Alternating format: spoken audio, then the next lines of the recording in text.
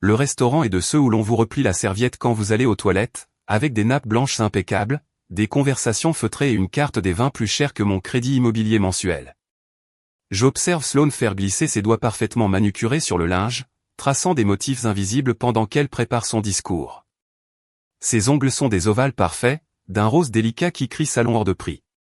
Les miens sont courts, pratiques, propres, des mains de vétérinaire. Preston ajuste sa Rolex pour la 3e fois en 5 minutes, le métal accrochant la lumière du lustre en cristal au-dessus de nous, et je me demande s'il le fait exprès, s'il a répété le geste chez lui. Jasmine, murmure Sloane d'une voix douce, prudente, le ton qu'elle utilisait pour demander de l'argent pour le déjeuner, pour l'essence ou, un jour, les $50 000 qui l'ont empêché de sombrer. Tu sais que Preston et moi préparons notre mariage. Je hoche la tête sans rien dire. Mon téléphone repose dans mon giron, écran noir mais prêt. Dean m'a envoyé un message avant mon départ, 2 mots. Souviens-toi de tout. Nous avons trouvé le lieu le plus incroyable à Napa, dit Preston en se penchant, comme si nous étions de vieux amis discutant à faire, vue sur les vignobles, cérémonie au coucher du soleil, vraiment exclusif. Ça a l'air magnifique, dis-je. Les yeux de Sloane brillent, ce même éclat que je connais depuis l'enfance, quand elle se tenait devant la chambre de maman pour demander encore une chose. C'est parfait, tout ce dont nous avons rêvé. J'attends. Le problème, reprend Preston, la voix durcie, c'est que le lieu exige un acompte conséquent, et qu'avec les conditions actuelles du marché, liquider certains actifs nous mettrait en difficulté. Je retiens un sourire. Il parle comme un homme qui regarde trop d'émissions financières. Je sais que sa société d'investissement tient à peine debout et que son costume de créateur est probablement payé à crédit. Ce que Preston veut dire, intervient Sloane en attrapant ma main, c'est que nous avons besoin d'aide. La famille qui aide la famille. Voilà. Nous avons besoin de $75 000, dit Preston, net, direct, comme s'il commandait une entrée. Le chiffre flotte entre nous. Je pense à la maison de maman, le bungalow 4 chambres où nous avons grandi, légalement à moi depuis 1 mois. 1 mois depuis qu'on a enterré maman. 1 mois depuis que j'ai tenu sa main lorsqu'elle a rendu son dernier souffle. 1 mois depuis que Sloane est arrivé à l'hôpital avec 20 minutes de retard, mascara impeccable, évoquant le trafic. Pour la vente de la maison de maman, dis-je. Eh bien. Oui. Sloane serre ma main, sa paume douce et hydratée contrastant avec ma peau rêche. Tu as eu toute la maison, Jasmine. Il serait juste que tu en partages un peu la valeur avec la famille. Juste. Je me rappelle mes 16 ans, ma robe de bal suspendue dans le placard, le bouquet fanant au frigo. Sloane avait 4 ans, brûlante de fièvre, maman travaillait à son second job. Je suis resté à la maison, prétextant la grippe à mon cavalier, et ai passé la nuit à rafraîchir le front de ma petite sœur. Je me souviens de mes 23 ans, quand j'ai annulé un voyage à Portland parce qu'elle avait besoin d'un garant pour son premier appartement. De mes 28 ans, quand j'ai vidé mes économies pour payer ses dettes. De mes 35 ans, quand j'ai menti à Dean sur un retrait de $5 000. De mes 41 ans, quand j'ai signé un chèque de $50 000 alors qu'elle pleurait faillite et erreur de jeunesse, jurant que c'était la dernière fois. La voix de maman résonne, affaiblie par le cancer mais ferme, Jasmine, tu as assez donné. Quand cela suffira-t-il? C'est seulement juste, répète Preston. Tu as eu toute la maison. Ce qu'il ne dit pas, qu'il était là il y a 6 mois, déambulant dans le salon pendant que maman dormait à l'étage, sous morphine. Que je les ai entendus grâce au babyphone installé pour surveiller sa respiration. On pourrait abattre ce mur, avait dit Preston. Et remplacer cette cheminée hideuse par du marbre, avait ajouté Sloane. Moderne. Il planifiait des rénovations. Dans la maison de ma mère, alors qu'elle mourait juste au-dessus. Maman aurait voulu ça pour moi, dit maintenant Sloane, les yeux pleins de larmes parfaites qui ne coulent jamais. Elle aurait voulu me voir heureuse. Mon téléphone vibre. Reste forte, écrit Dean. Je peux offrir $15 000, dis-je calmement. Comme cadeau de mariage. Entre guillemets. Preston ricane, bref et sec. Ça ne couvre même pas les fleurs. Le visage de Sloane change, un éclair glacial avant que le masque ne revienne. Jasmine, s'il te plaît. Nous sommes la famille. $15 000. C'est mon offre finale. À prendre ou à laisser. Le silence se tend. Un serveur passe avec un plateau de verre. Quelqu'un rit à une autre table. La mâchoire de Preston se crispe. Les doigts de Sloane s'enfoncent dans la nappe blanche, ses ongles parfaits plantés comme des griffes. Tu es égoïste, dit-elle doucement. Après tout ce que j'ai vécu. Après avoir perdu maman. Je me lève, lisse ma veste, regarde ma petite sœur, celle que j'ai élevée plus que maman ne l'a fait, celle pour qui j'ai tout sacrifié encore et encore. À prendre ou à laisser, répétais-je. Je laisse 3 billets sur la table pour mon eau intouchée et sors sous le soleil, téléphone déjà ouvert sur l'enregistrement de Sloane et Preston dans la maison de maman, 6 mois plus tôt. Dean avait raison. Il est temps de tout se rappeler. Il le trouve un mercredi soir. Je suis assise à la table de la cuisine, une tasse de thé froid devant moi, l'album photo de maman ouvert, des images de Sloane bébé, édentée à 7 ans, radieuse à sa remise de diplôme. La gorge serrée, je cherche quand tout a basculé, quand ma petite sœur est devenue une étrangère. Jasmine. Dean se tient dans l'embrasure de la porte, l'ordinateur à la main, son air d'expert comptable qui annonce de mauvaises nouvelles. Tu dois voir ça. Il pose l'ordinateur devant moi, un rapport financier détaillant l'historique de Preston Vance, dette de jeu, 53 000 $ à un casino offshore, 18 000 à quelqu'un surnommé Big Tommy. Fait défiler, dit Dean. Des crypto-monnaies. Échec. 85 000 $ envolés dans des coins aux noms absurdes. Sa famille l'a coupé il y a 6 mois, dit Dean. Il y a même une requête au tribunal, son père voulait le faire déclarer inapte à gérer ses finances. Mes mains tremblent. Je pense à sa Rolex, à son costume, à sa demande de 75 000 $ comme si ce n'était rien. Tout emprunté. Tout faux. Et ce n'est pas tout. Dean ouvre un autre onglet. Des messages. Une conversation entre Sloane et Preston, datée de 2 semaines avant le piège du restaurant. La sœur ne nous donnera jamais l'argent. Il nous faut du levier. Je connais Jasmine. La culpabilité marche. Certain. Obligation familiale, dernière volonté de la mère, ce que tu veux. Je pleurais. Ça marche toujours. Je relis 2 fois. 3 fois. Les mots ne changent pas. Dean pose sa main sur la mienne. Je suis désolé. Mon téléphone sonne. Tante Patricia. La sœur aînée de maman. Je décroche. Ne me dis pas bonjour. Sa voix est glaciale. Je viens d'avoir Sloane. Elle est dévastée. Par quoi? Par ton avidité.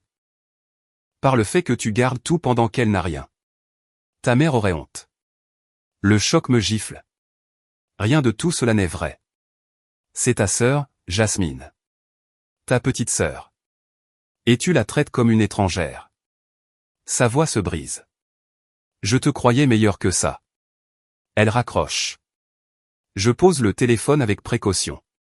Ils me détruisent, murmurai-je. Ils essaient. Dean referme l'ordinateur. La question, c'est ce qu'on va faire. Je pense à la chambre d'hôpital.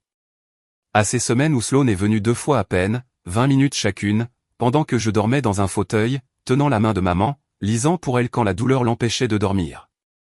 L'infirmière en soins palliatifs, Rosa, tenait des registres détaillés et je me souviens de ses yeux bienveillants, de ses gestes doux. Vous êtes une bonne fille, m'avait-elle dit, votre mère le sait. Nous documentons tout, dis-je lentement, tout ce qu'ils font, tout ce qu'ils ont dit. Dean hoche la tête, j'ai déjà commencé. Les messages, le rendez-vous au restaurant, l'historique financier de Preston. Tout est sauvegardé à 3 endroits. Mon téléphone vibre, un message vocal de l'avocate de la famille, Janet Morrison. Je le mets sur haut-parleur. Jasmine, c'est Janet. J'ai reçu une lettre très intéressante aujourd'hui, d'un avocat représentant votre sœur.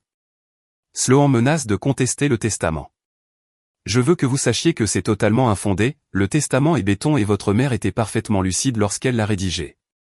J'ai déjà vu ce genre de manœuvre, c'est une tactique de pression. Ne vous laissez pas avoir. Appelez-moi demain pour discuter des prochaines étapes. Le message s'interrompt. Ils vont faire traîner ça, dis-je, et rendre tout ça aussi douloureux que possible. Qu'ils essaient, répondit Dean, la voix dure, la vérité est de notre côté. Le lendemain matin, je me rends au cimetière. La tombe de maman semble encore fraîche, l'herbe n'a pas entièrement repoussé sur la terre. La pierre tombale est simple, élégante, son nom, ses dates et la phrase qu'elle avait choisie, mère et ami bien-aimé. Je m'assois à même le sol, ignorant l'humidité qui traverse mon jean.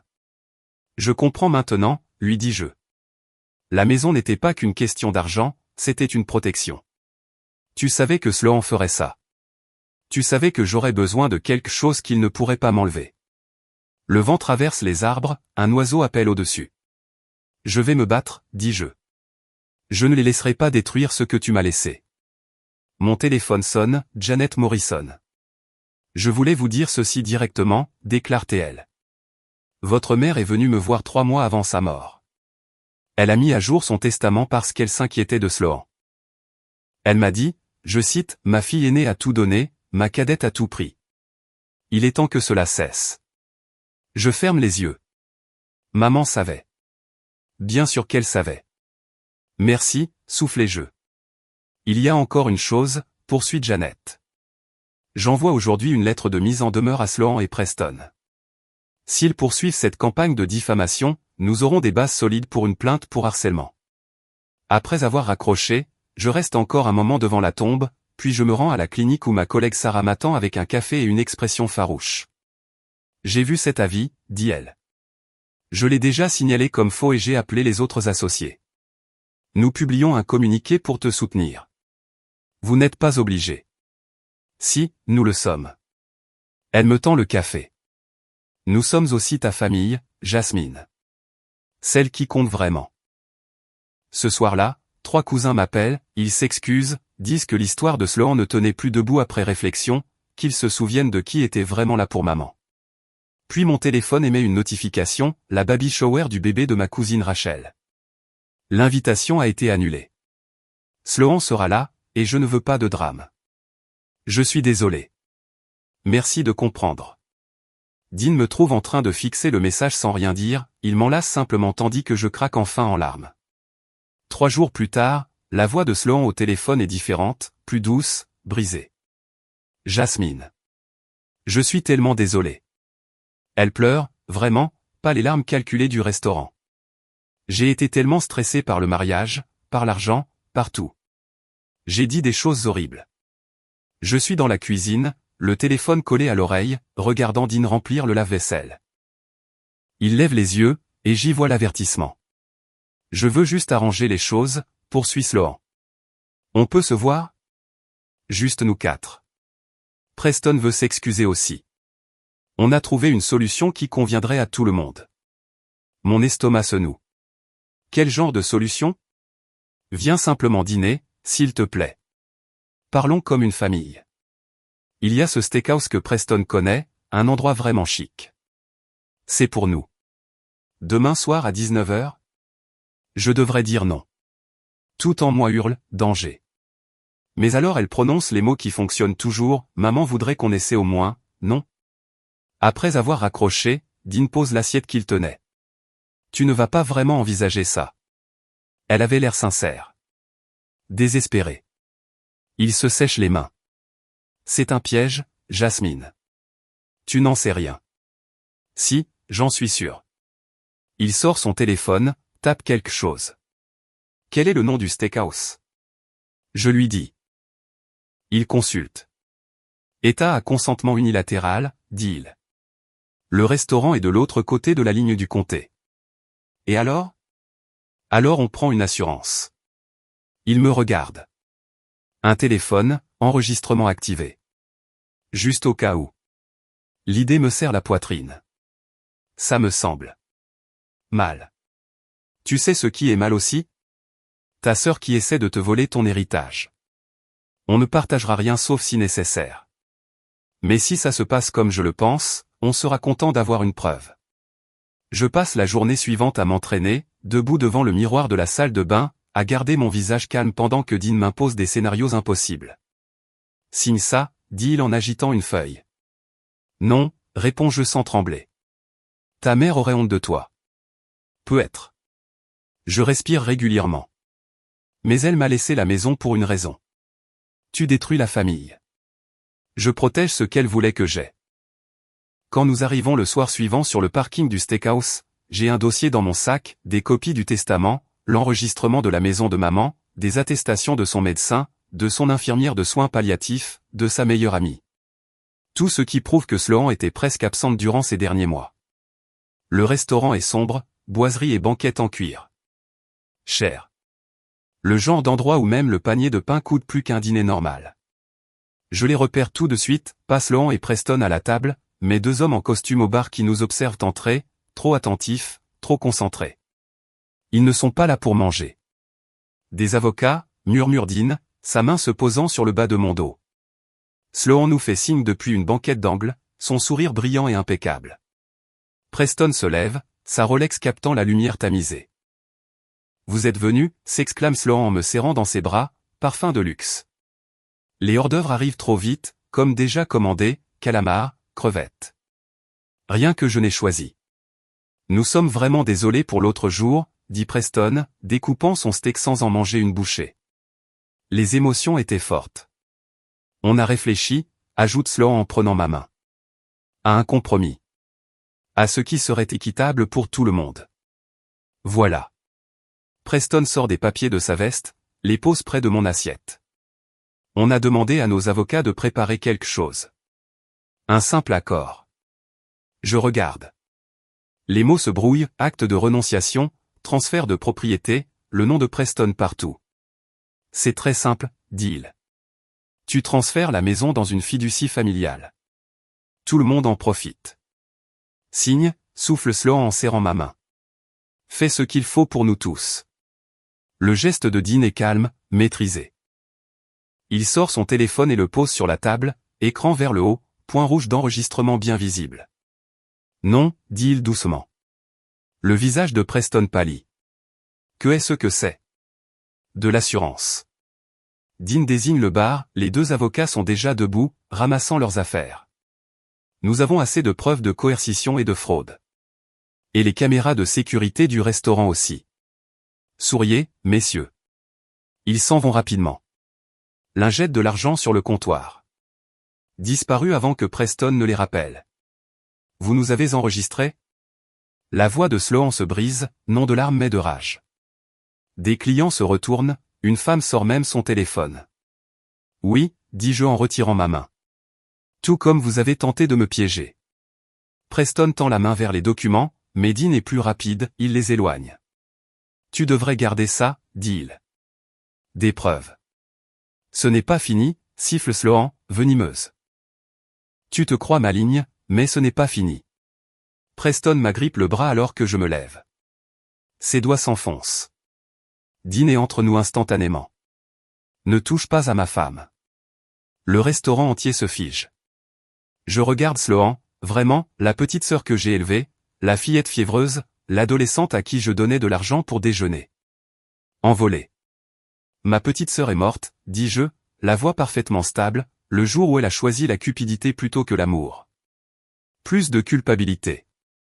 Juste de la clarté. Nous sortons ensemble. Derrière, j'entends la voix montante de Sloan, les explications précipitées de Preston, les murmures des clients sortant leur téléphone. Dehors, l'air est frais, propre. Je respire enfin. Tu t'es bien défendu, dit Dean. Son téléphone contient tout, chaque mot, chaque menace, chaque tentative de manipulation. Et l'acte de renonciation, avec ses clauses impossibles donnant le contrôle à Preston, est en sécurité dans mon sac.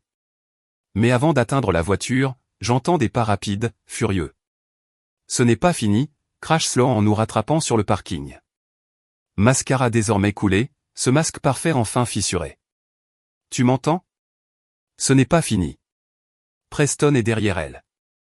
Il avance. Sa main attrape ma veste. Dean se place encore entre nous. Solide. Protecteur. Je croise le regard de Sloan par-dessus son épaule. Tu as raison, dis-je. Ce n'est pas fini. Mais ça le sera bientôt. Nous rentrons en silence. L'enregistrement est dans le téléphone de Dean. L'acte de renonciation est dans mon sac. Et quelque part derrière nous, ma sœur est en train de comprendre qu'elle a déjà perdu. Plus tard dans la nuit, le formulaire de plainte de l'ordre des avocats est posé sur ma table de cuisine, papier blanc immaculé couvert de mon écriture appliquée. J'ai rempli des dizaines de formulaires médicaux dans ma carrière, mais celui-ci est différent. Chaque ligne est un petit acte de guerre. Dean se penche au-dessus de mon épaule pendant que je saisis les derniers détails dans le portail en ligne. Tu es sur des noms? Jason Mitchell et Rebecca Hartwell. Je n'ai pas besoin de vérifier mes notes. Ces deux avocats assis au bar du steakhouse sont gravés dans ma mémoire. Autorisés à exercer dans cet état depuis 8 et 12 ans, respectivement. Tous deux devraient savoir qu'on ne participe pas à une coercition documentée. Le curseur flotte au-dessus du bouton « Soumettre ». Mon doigt hésite. Ce que maman aurait voulu n'a plus d'importance, dit Dean doucement. Il sait à quoi je pense. Que maman a toujours préféré la paix. Qu'elle a passé sa vie à effacer les erreurs de Sloan, à garder les dîners de famille civilisés, à prétendre que tout allait bien. Ce qui compte, c'est ce qui est juste. Je clique. L'écran de confirmation apparaît. Dossier numéro 2025 ETH 4471. Je fais une capture, l'ajoute au dossier, preuve, sur mon ordinateur. Le dossier devient épais. Déclaration sous serment du docteur Harrison documentant les 3 visites de Sloan pendant les 6 mois de soins palliatifs de maman, comparées à ma présence quotidienne. Les notes détaillées de Rosa montrant qui était réellement là à 2 heures du matin quand maman n'arrivait plus à respirer, qui a changé ses draps, qui lui a tenu la main. La déclaration écrite de Bob sur Preston photographiant la propriété depuis le trottoir 2 semaines avant la mort de maman, carnet à la main comme s'il planifiait déjà les rénovations. Mon téléphone sonne. Numéro inconnu. Je laisse aller sur messagerie, mais l'appel revient 30 secondes plus tard. Même numéro. Réponds, dit Dean. On enregistre tout désormais. Je mets sur haut-parleur, l'application d'enregistrement déjà lancée. Ici Jasmine. Mademoiselle Williams, ici Richard Vance. La voix est grave, assurée, la vieille richesse qui essaie de paraître raisonnable. Le père de Preston. Je ne dis rien. J'appelle au sujet de cette situation regrettable entre mon fils et votre sœur. Je comprends qu'il y a eu certaines tensions concernant la propriété familiale. Tension. Le mot a un goût amer. C'est ainsi qu'on appelle une tentative de fraude maintenant? Un silence. J'ai été informé d'un enregistrement, que mon fils prétend avoir été obtenu illégalement et utilisé pour le menacer. Dean secoue brusquement la tête. Je l'ignore. L'enregistrement a été fait dans un état à consentement unilatéral, monsieur Vance. J'ai vérifié avant d'aller à ce steakhouse. Tout ce qui s'y trouve est légal et recevable. Néanmoins, sa voix se durcit. Si cet enregistrement est rendu public, ou si vous poursuivez cette campagne de harcèlement contre mon fils, nous n'aurons d'autre choix que d'engager une action en diffamation. Preston est prêt à prendre toutes les mesures nécessaires pour protéger sa réputation. Le rire m'échappe avant que je puisse l'arrêter. Sec. Amer. Sa réputation. Celle où il a tenté de frauder une femme en deuil pour lui voler son héritage? Cette réputation-là? Je vous suggère de parler à votre avocat, mademoiselle Williams, et de vous rappeler que les batailles judiciaires coûtent cher. Très cher. J'ai d'importantes ressources à ma disposition. La ligne coupe. Je fixe mon téléphone. Mes mains sont stables, mais quelque chose de froid s'installe dans ma poitrine. Il bluffe, dit Dean. C'était une tactique d'intimidation. Peut-être. J'ajoute l'appel à ma chronologie, notant la date, l'heure et le contenu. Le document fait désormais 15 pages. Chaque message de Sloan. Chaque publication sur les réseaux. Chaque appel menaçant. Tous horodatés. Tous organisés. Tous sauvegardés sur 3 services cloud distincts. Mon ordinateur émet un son. Un email. Je manque de l'ignorer, mais l'objet retient mon attention. En pensant à vous. De quelqu'un nommé Jennifer Walsh. Je ne connais aucune Jennifer Walsh. J'ouvre quand même. Le message est bref. Doux. Compatissant. J'ai vu la publication de Sloan disant qu'elle regrettait sa sœur et je voulais simplement vous écrire. Je n'imagine pas combien il doit être difficile de perdre votre mère et d'avoir en plus un conflit familial. Sloan m'a montré de vieilles photos de vous deux. Elles semblent tellement aimantes. J'espère que vous saurez pardonner ce malentendu. La famille est si importante. Je descends. La signature contient un lien Instagram. Dean le consulte déjà. 147 commentaires sous la publication d'hier. Celle avec les photos d'enfance. Je n'ai pas besoin de voir. Je sais lesquelles elle a choisi. Nous deux à la plage. Moi l'aidant à apprendre le vélo. Le matin de Noël, elle avait 8 ans et moi 20. Moi en sweat de fac. Elle en pyjama assorti que j'avais payé avec mon salaire de caissière. Ma sœur qui m'a abandonné, Lydine. Qui a tout tué et ne m'a laissé que des souvenirs. Maman nous aimait toutes les deux. Mais Jasmine ne s'aime plus qu'elle-même. Les commentaires sont pires. Des inconnus me traitent d'égoïste. David. De mauvaise sœur. De honte. Je referme l'ordinateur. On ne répond pas, dis-je. Ma voix semble lointaine. Pas publiquement. D'accord. Dean écrit déjà. Mais j'envoie les captures à notre avocate. Et à ta cousine Marie. Elle pose des questions. L'après-midi devient flou. L'ami informaticien de Dean, Marcus, expert en criminalistique numérique, passe pour cloner mon disque dur. Préservez tout, dit-il, son matériel bourdonnant sur ma table. SMS, mais, réseau. Si ça va au tribunal, il faut une chaîne de possession irréprochable. Mon téléphone vibre. Tante Patricia. Je ne réponds pas. Le message vocal arrive 30 secondes plus tard. Jasmine, je veux juste comprendre. La voix de Patricia est lourde, comme si elle avait pleuré. Sloan m'a montré des messages où tu menaçais de ruiner son mariage. Où tu aurais dit des choses terribles sur Preston. Elle est dévastée. Vraiment dévastée. Je sais que tu souffres, ma chérie, mais ce n'est pas toi. Rappelle-moi, s'il te plaît. Parlons en avant que ça empire.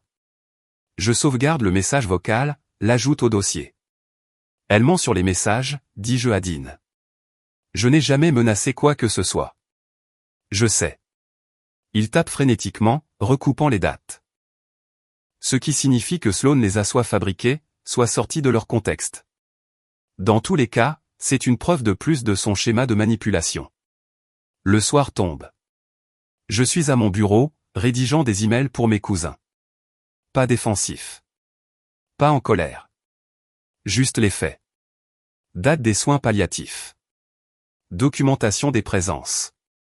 Copie du testament, correctement caviardée. La vérité, présentée simplement pour ceux qui voudront la voir.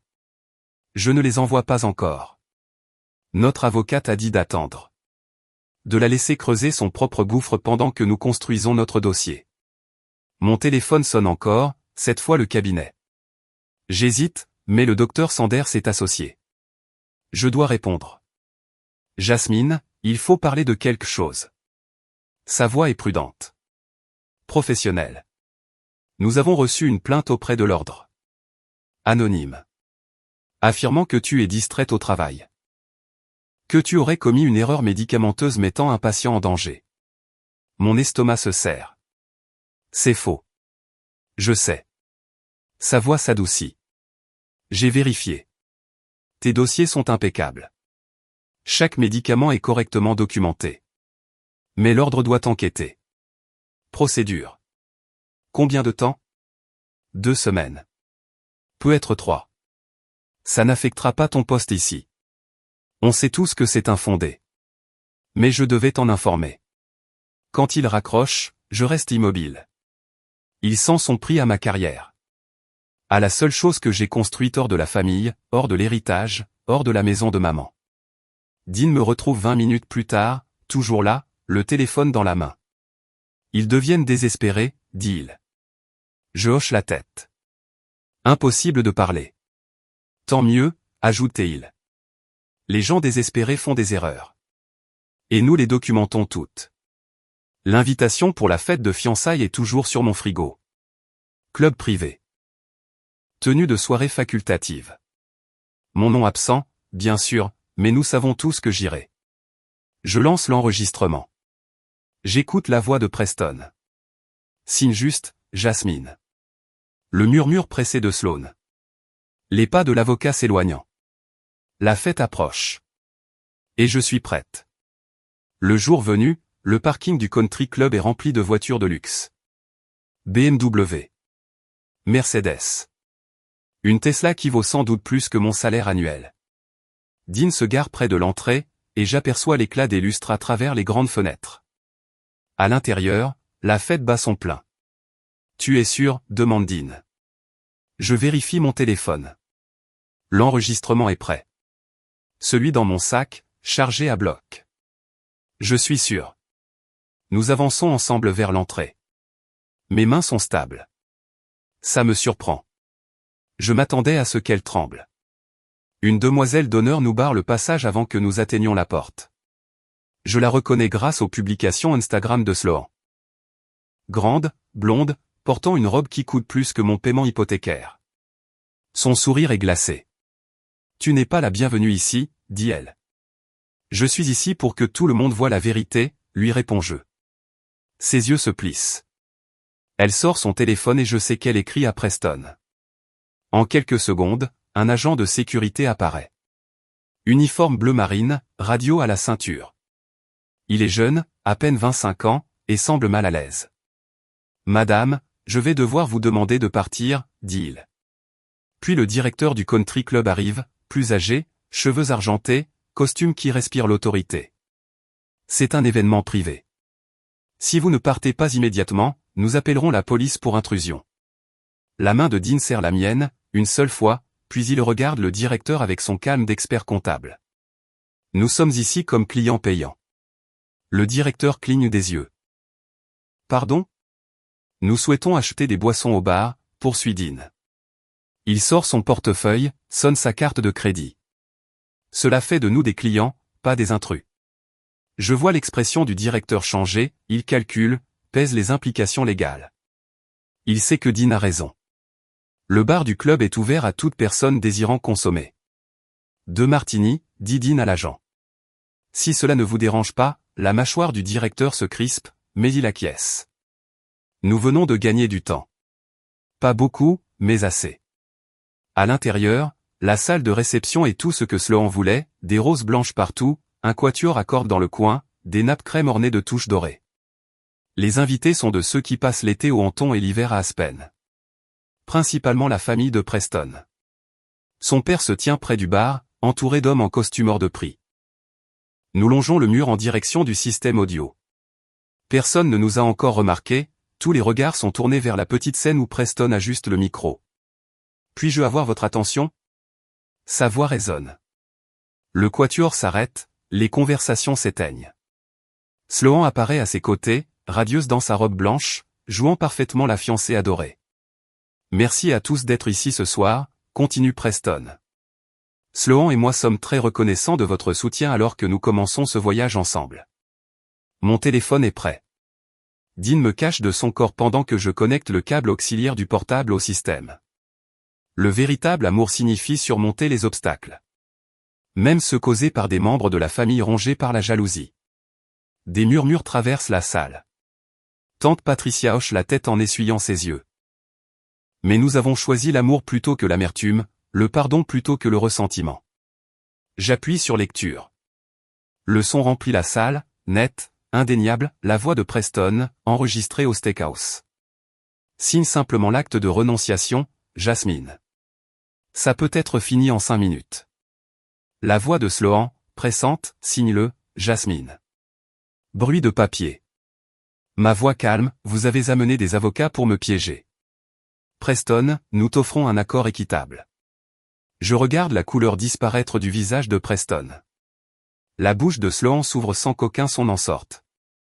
L'enregistrement continue, les voix des avocats, la coercition évidente, chaque mot manipulateur exposé. Arrête ça, hurle Sloan, sa voix brute, loin de la douceur jouée toute la soirée. Mais je n'arrête pas. 2 minutes qui semblent 2 heures. Quand le silence tombe, il est absolu. Le père de Preston est le premier à bouger. Il monte sur scène, livide de rage. Tu nous as menti. Papa, je peux expliquer. Tu m'as dit que Jasmine était déraisonnable. Sa voix tonne. Tu es coupé. Tu m'entends ? Coupé. Et tu nous dois $100 000 pour les acomptes déjà payés. Les invités sortent leur téléphone. Film. Publie. La machine sociale que Sloan utilisait contre moi se retourne à présent contre elle. Les demoiselles d'honneur s'éloignent. Les parents de Preston secouent la tête. Le visage de tante Patricia se défait. Cet enregistrement est illégal, hurle Sloan. Elle n'a pas le droit. État à consentement unilatéral, murmure Dean, assez fort pour que les gens autour entendent. Parfaitement légal. Je débranche le téléphone. Je regarde Sloan. Vraiment. Le masque est tombé. Son visage tordu de colère et de désespoir. Voilà qui elle est réellement. La vérité finit toujours par sortir, dis-je. Puis je prends la main de Dean et marche vers la sortie. Derrière nous, les cris de Sloan, le chaos, les invités qui fuient, le père de Preston qui hurle encore. Nous sortons dans l'air frais du soir. Le parking est identique à notre arrivée, mais tout a changé. Dean ouvre la portière. Comment tu te sens ? Je m'assois et expire. Libre. Une semaine plus tard, le panneau « Vendu » se dresse sur la pelouse comme un drapeau de reddition. Ou de victoire. Je ne sais pas encore. Je me tiens dans le salon vide où maman posait son fauteuil de lecture. Les pas résonnent sur le parquet, la lumière souligne la poussière dans l'air. Dean passe avec la dernière boîte, les albums photos de maman, emballés avec soin. Son sourire me regarde depuis le cadre, pris le jour de mon diplôme universitaire. C'est tout, dit Dean. Prête ? Je hoche la tête, incapable de parler. Mon téléphone vibre. Sloan. Un message vocal. Dean me regarde.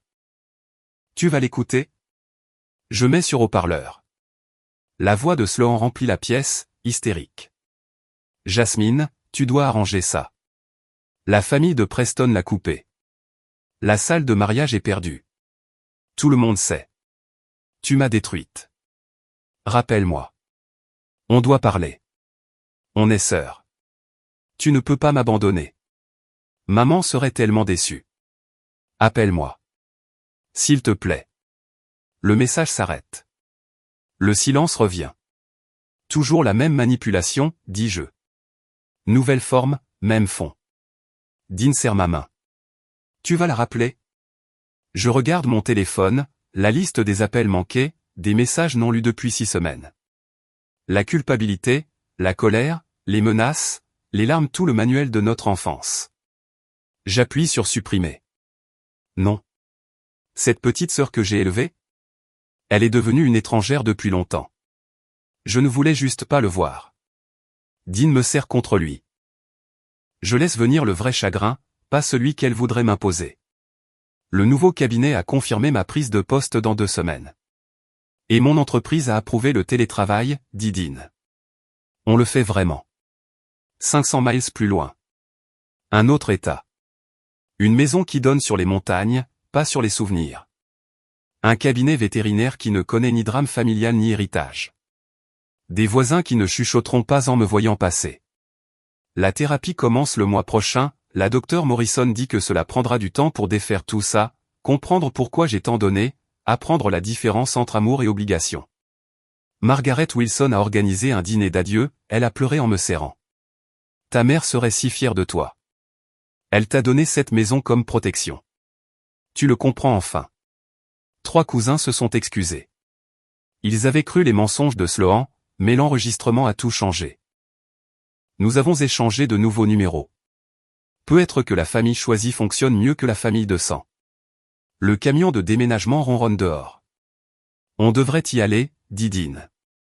Je regarde une dernière fois la pièce où maman m'a appris à tresser, le coin où Sloan et moi bâtissions des cabanes, la cuisine où je préparais le dîner tous les soirs.